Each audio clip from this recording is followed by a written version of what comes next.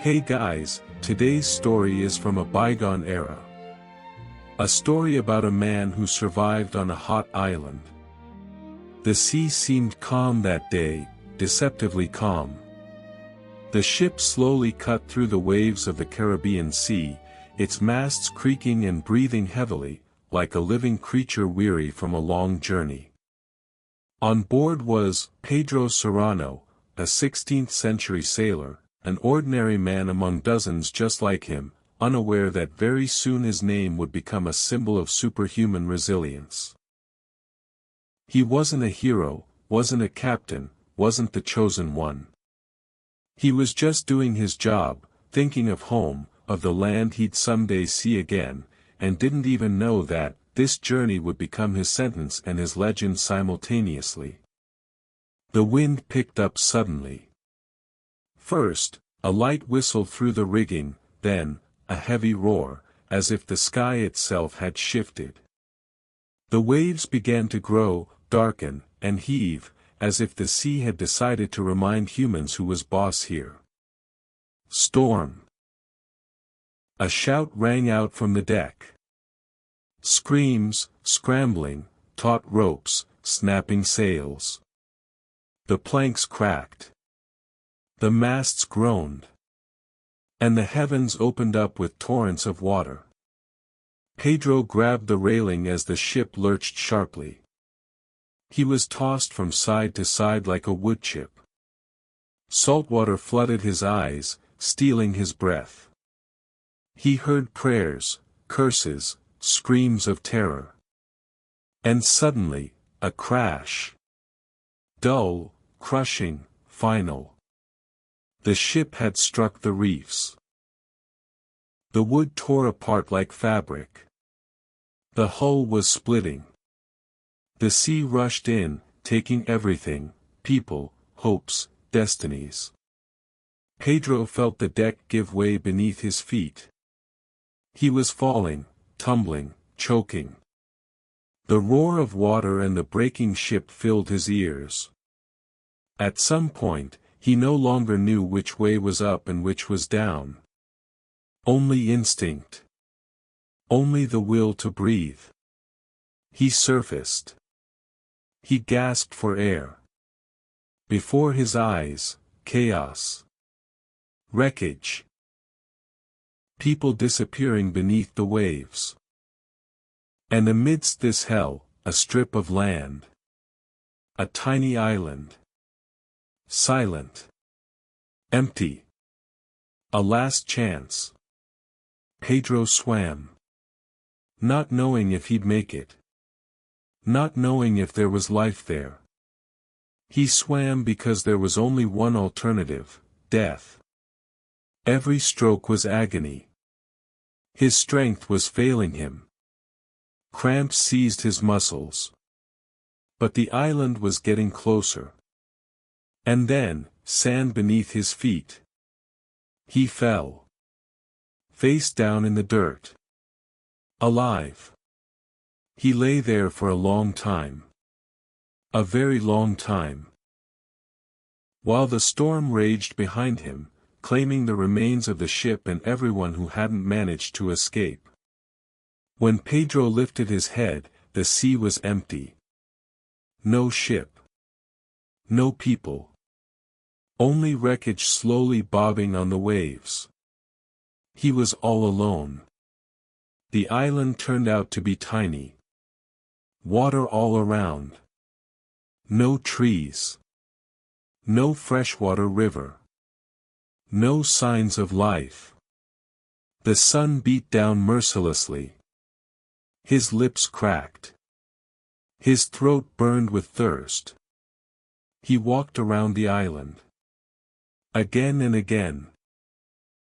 Hoping to find anything at all. Nothing. Only sand. Rocks. And the endless sea.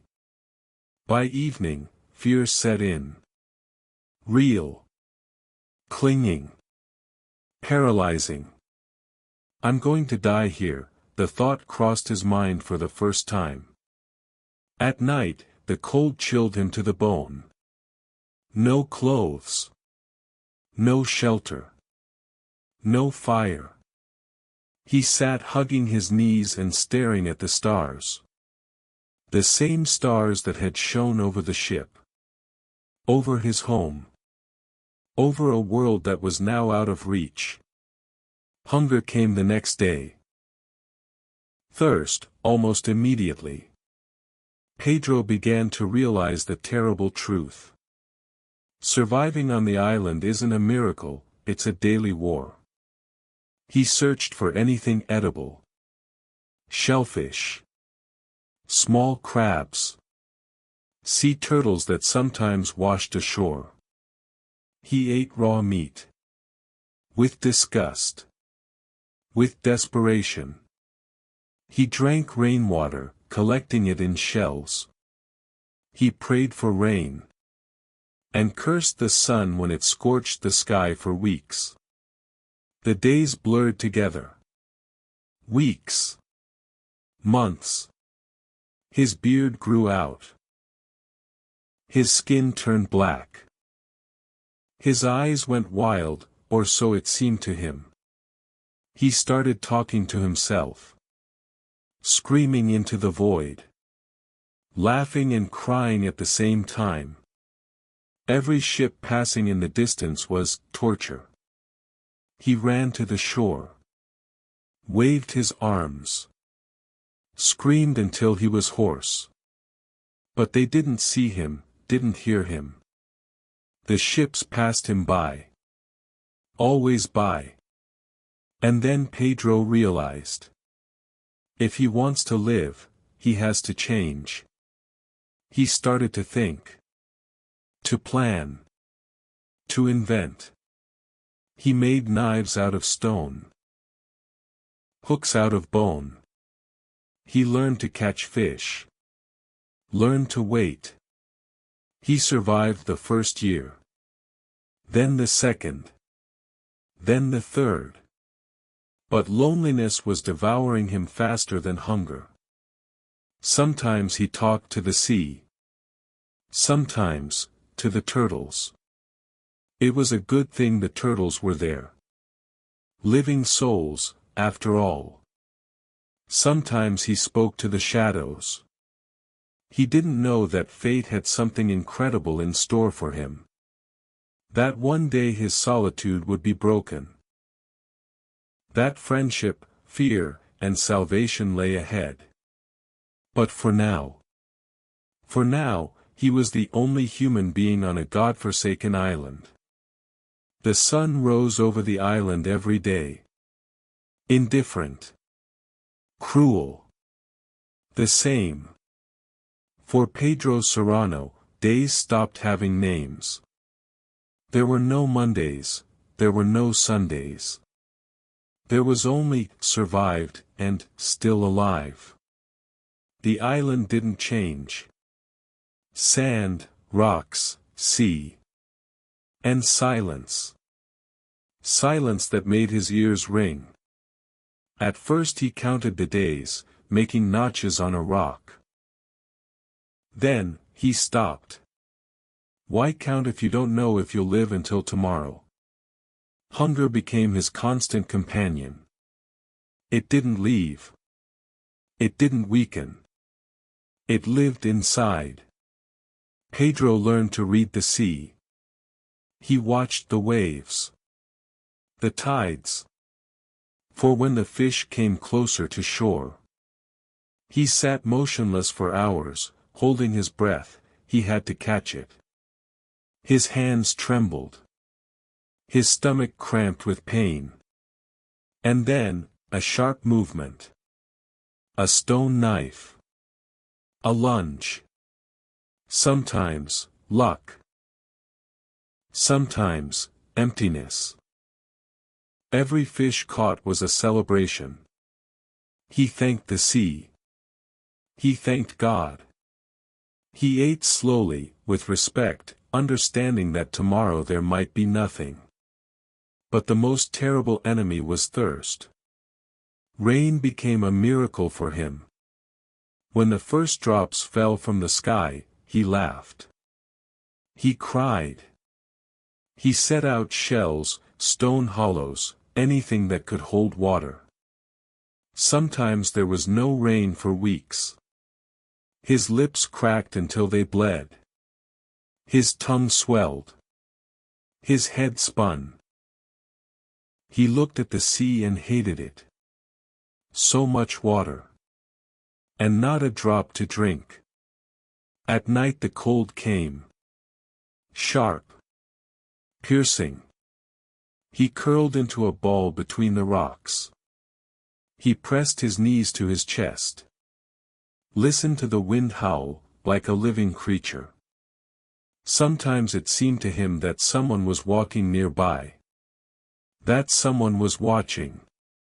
He would jump up abruptly. He looked around. No one. Loneliness was beginning to eat away at his mind. Pedro spoke out loud. He told stories. He remembered his childhood. His mother. His father. Voices he was afraid to forget. He gave names to the rocks.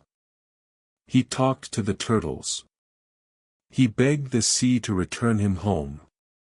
Sometimes he laughed for no reason. Sometimes, he screamed in rage. He beat the rocks with his fists until they bled. Why am I alive? He asked the void. There was no answer. Over time he realized, if he didn't keep his hands and mind busy, he would go crazy. And he began to build. He stacked rocks to make a shelter. Primitive. But his own. He sharpened knives. He improved his hooks. He made vessels out of shells. He learned to preserve meat by drying it in the sun. He learned to wait for the right moment. He learned patience. This was no longer a sailor. This was a survivor. Years went by. 1. A second. A third. His beard became thick and matted. His hair was bleached by the sun. His skin became rough, like tree bark. He almost stopped recognizing himself in the water's reflection. Sometimes a ship appeared in the distance. A small dot on the horizon. His heart would start pounding. He raced to the shore. He waved his arms. He screamed. His voice cracked. His lungs burned.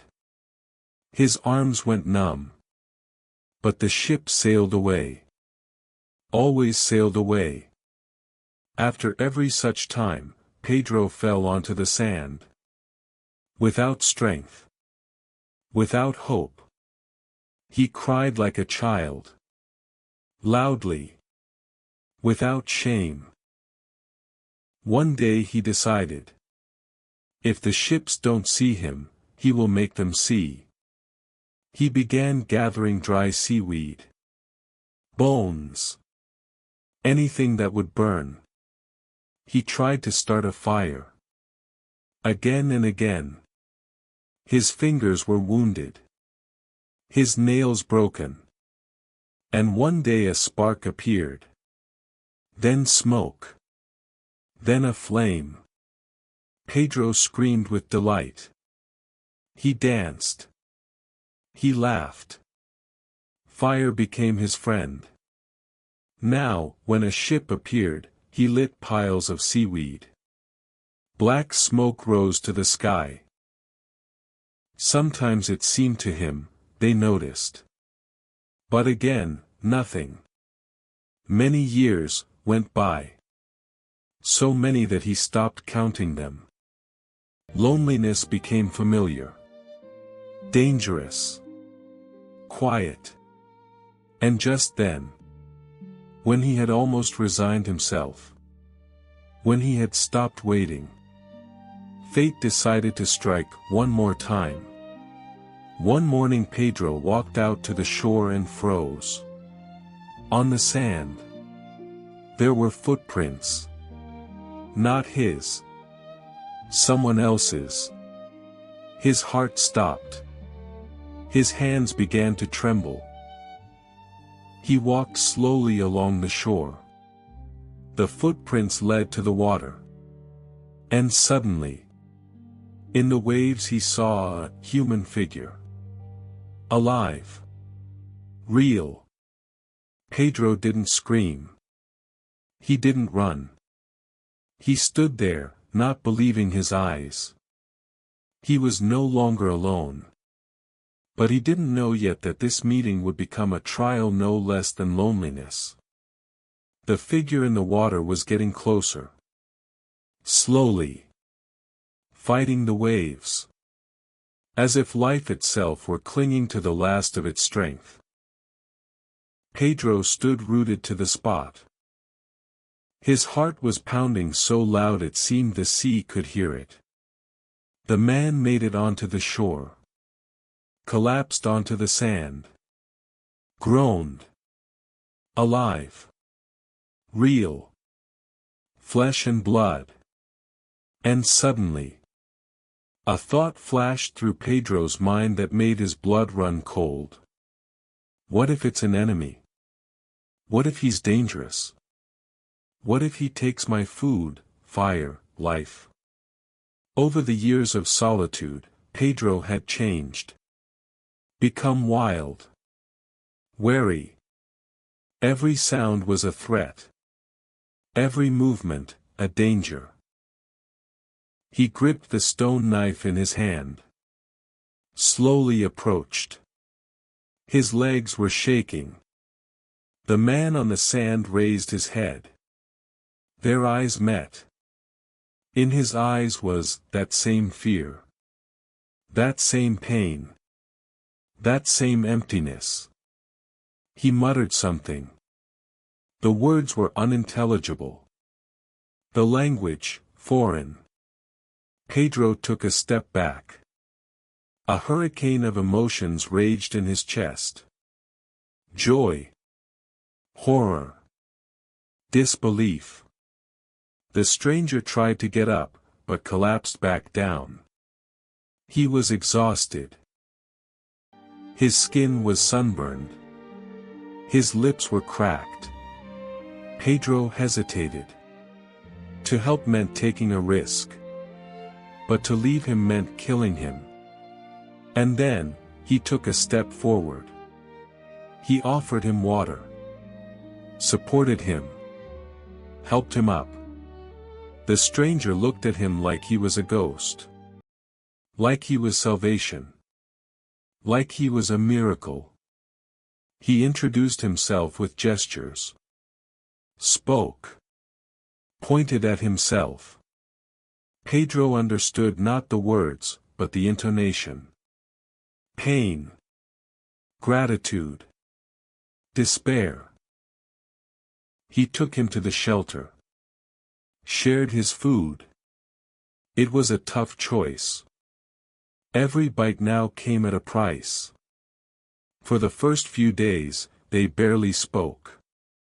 Sat on opposite sides of the fire. Watched each other. Slept with one eye open.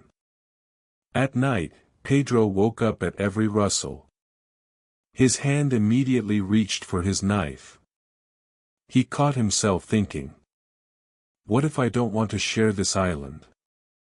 But the loneliness that had tormented him for years suddenly began to fade. For the first time in a long time, he heard the breathing of another human being. Gradually, the fear began to melt away. They started to understand each other through gestures. Smiles. Short words. The other man's name was Diego. He was a sailor too. He'd also been shipwrecked. Also thought he was a dead man. When Diego realized how many years Pedro had lived here alone, he looked at him with awestruck horror. Pedro just gave a short laugh. Bitterly. Wearily. Now they hunted together, shared the duties. One watched the fire, the other, the sea. The island seemed to get smaller, quieter, warmer. They laughed. For the first time in years. Told stories. About home. About women. About the world. But along with friendship came new fears. What if we're never saved? What if we both die here? One night a storm broke out. The waves pounded the shore. The wind tore at everything around them. They sat by the fire, huddled together. Two men. Against the whole world. And then Pedro said, "We will survive and we will be seen." From that moment on, they began preparing for rescue. They built up the signal fires. Gathered more fuel. Went out to the shore every day. Every sail on the horizon was a test for the heart. Sometimes they screamed until they were hoarse. Sometimes they stayed silent, afraid of another disappointment. But now Pedro knew. Even if rescue never came, he was no longer alone. And just then, a ship appeared on the horizon that would change everything. Then morning began quietly. Too quietly. The sea was smooth, like glass. The sky, clear. The air, still. Pedro woke up with a strange feeling. His heart was beating faster than usual. Like the world was holding its breath. He walked out to the shore. And froze. On the horizon was a dot. Clear. Real. A ship. He whispered. Diego ran up behind him. They watched in silence. Afraid to believe. The dot grew. The sails were becoming visible. It wasn't a mirage. Not a trick of the sun. It was a ship. Panic and joy flared up at the same time. His hands were shaking. His thoughts were racing. Fire! Screamed Pedro. They rushed to the prepared piles of fuel. Dry seaweed. Bones. Anything that could make smoke. The fire flared up. Smoke rose. Black. Thick. Pedro waved his arms. Screamed. His voice cracked. Diego ran along the shore. Waving rags. Jumping. The ship was getting closer. Slowly. Too slowly. "Do they see us?" shouted Diego. Pedro didn't answer. He watched without blinking. The moments dragged on like eternity. The smoke rose. The sun beat down. And suddenly, the ship changed course. Just a little. But that was enough. "No!" screamed Pedro. He rushed into the water. Knee-deep. Waist-deep. "Here. We're here." They screamed. Diego fell to his knees. Tears streamed down his face. The ship was passing by. The fire kept burning. The smoke rose. But the sails were drifting away. Pedro collapsed onto the sand. His fists pounded the ground. His throat tightened from screaming. They sat in silence until evening. The fire died out. The sun disappeared. The night came, heavy. Without words. Without hope. Diego said quietly. We did everything we could. Pedro stared into the darkness. And suddenly, he saw a light. Not stars. Not the moon. A small light. Distant. Moving.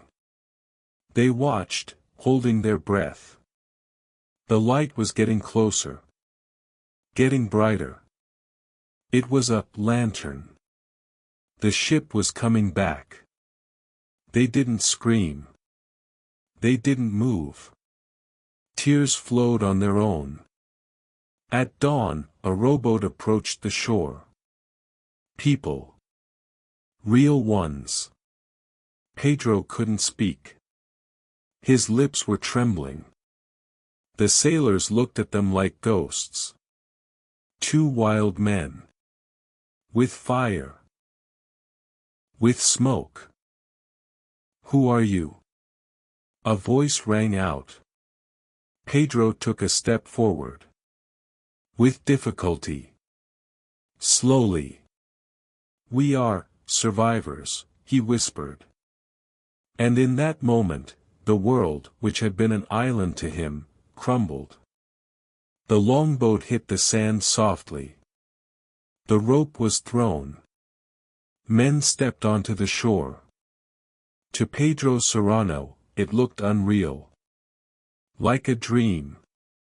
Like a vision born of madness. The sailors were talking. Asking questions. But the words floated right by. Pedro looked at their faces. Clean. Clothed. Human.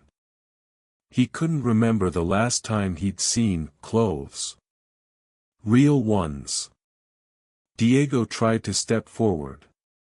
And fell. He had no strength left. None at all. The men caught him. Lifted him up. Held him up.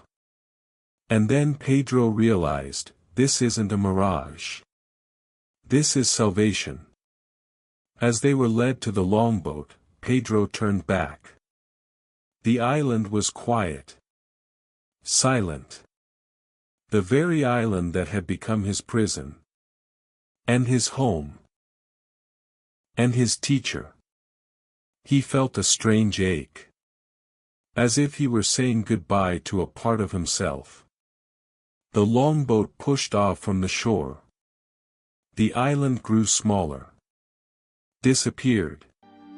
Pedro didn't cry. There were no tears left. On the ship, they gave them water. Warm. Sweet. Pedro drank slowly. Carefully.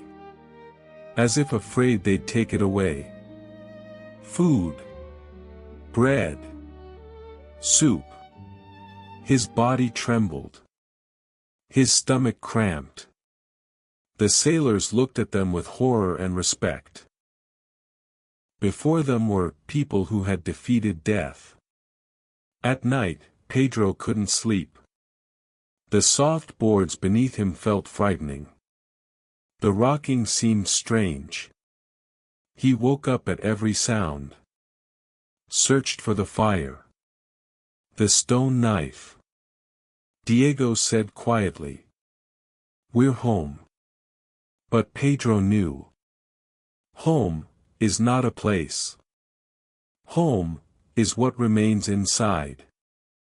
When the ship reached civilization, Pedro Serrano became a living legend. They questioned him. Listened. Didn't believe it. How can one survive years in solitude? Without water. Without food. Without hope. Pedro answered simply. I didn't choose to be strong. I just didn't want to die. After the rescue at night he dreamed of the island. The sound of the waves. The emptiness. Sometimes he woke up screaming. Sometimes, in tears. People were nearby.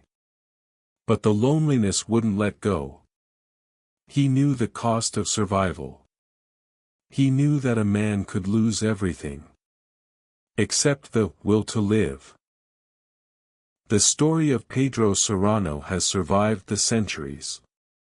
As a reminder. As a warning.